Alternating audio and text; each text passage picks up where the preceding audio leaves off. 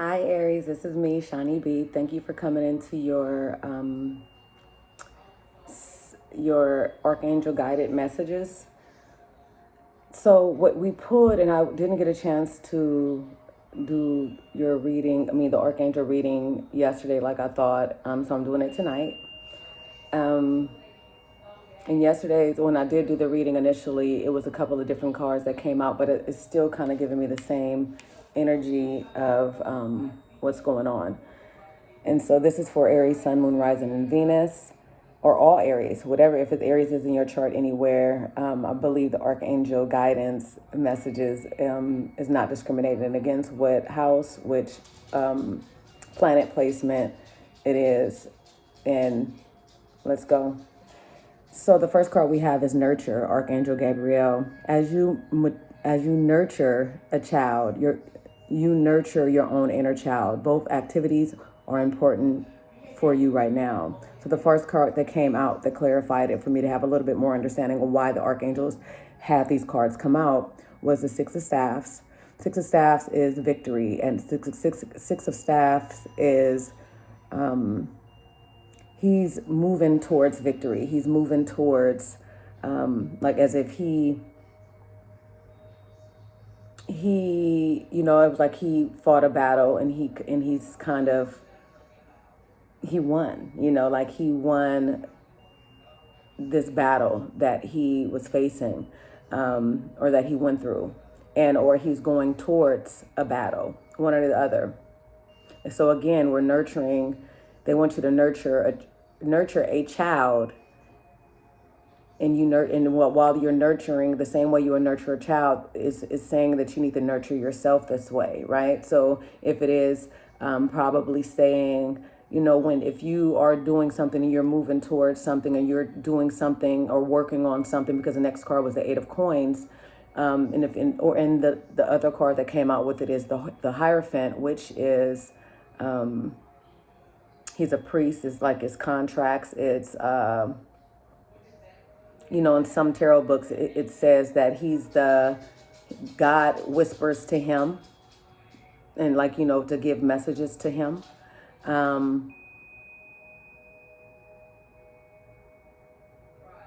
So okay, so with the Six of Staffs, that's, again, this is victory. This is moving towards, going towards, it can be going towards a battle. It can be recognition, because this is also is a recognition also for some work that you have done or what you are doing. So then it's the Eight of Coins is, you're working on something, you're building something, you're trying to build something solid, and you're working hard on that, and you're working hard on that to build some type of stability, to build something. And so with the Hierophant that came after that, like I was saying, he's a spiritual advisor at the same time. He is a priest. He is someone you can go to for if it's spiritual, like I said, spiritual advice, if it's clarity, if it's contract, if it's guidance, right? And so if you're working on yourself, and if you are working, and if you're working with, if you're working with children, and when you do work with children, how you praise them for doing a job well done, and how you try to talk to them in, with calmness and positivity, and you're doing, and you do that to them. Start doing that for yourself, because you are, you're working on yourself, and you're trying to work on yourself for the better. And what you're trying to, I don't know if with the Hierophant, you're as if you're wanting to get some type of, let me see. Yeah, so it's like some type of traditional, again, because if it was in a love reading or something like that, it would be, this is the marriage card because it's contracts. He's the traditional person. So probably it's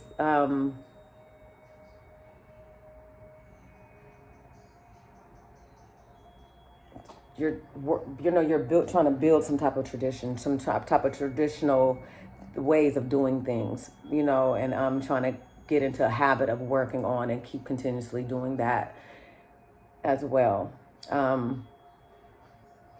So we have clear your space. Archangel Jophiel, get rid of clutter, clear the energy around you, and use Feng Shui. The first card that came out was the Eight of Cups. And then we have the Empress, and then it was the Hermit. So with the Eight of Cups, that is walking away from some type of emotional, some type of, if it was pain, any emotional baggage, but that's walking away from that, and you're, it's saying like, let it go, like you need to walk away from it, whatever thoughts, whatever, anything that was cluttering you, anything that is, if it's cluttering your mind with these, could be, negative or like painful memories or painful things that's going on currently, but like walking away from it so you could become this Empress, be more abundant, live more abundantly, have more joy, be able to create what it is that you're trying to create, becoming this motherly type of grounded person. And then we have the Hermit, which is going in, he goes within himself, or he's going to seek wise counsel, going to go seek some type of spiritual counsel, or, or becoming more spiritually.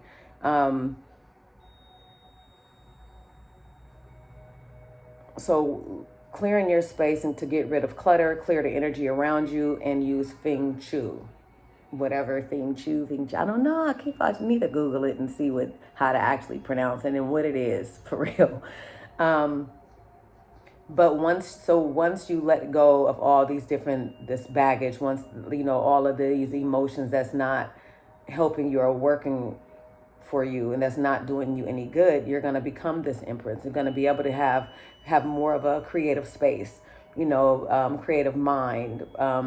You're going to be able to do more, even, and you may have to do it with solitude, and becoming with this Hermit. It's like that he's doing it on his own too, but going within, being his own flame, walking alone, walking at this alone, or with spiritual assistance, getting into your higher power, and if you're on tarot and listening to tarot, you are trying to seek that. You are trying to get guided in the best way within the circumstance and whatever's going on. Then we have Victory. Victory, Archangel Sanaphon. Your prayers have been heard and answered. Have faith. So we have the first card that came out was Six of Coins, and then it was the Lovers, and then it's Five of Cups, and then it's the Page of Coins. So with the Six of Coins, that's equal give and take, that's balance, that's giving, that's it could be giving and receiving, but it's giving. You're giving a lot also, but on this one is not, they're both even. So I don't think it's like crumbs that are being given or that you're given. Or you're not putting out, like you're trying to stay balanced and you're trying to be even and trying to be fair with whatever the situation is. But you're going to have to make a decision about something. And this is the Lovers card. So the Lovers the Lovers, it could be with love, it could be with some type of passion, like the Lovers, right? It's the Lovers.